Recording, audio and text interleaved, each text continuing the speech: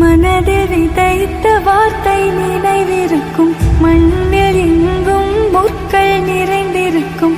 தடைகள் எதையும் மகனே வென்று வா,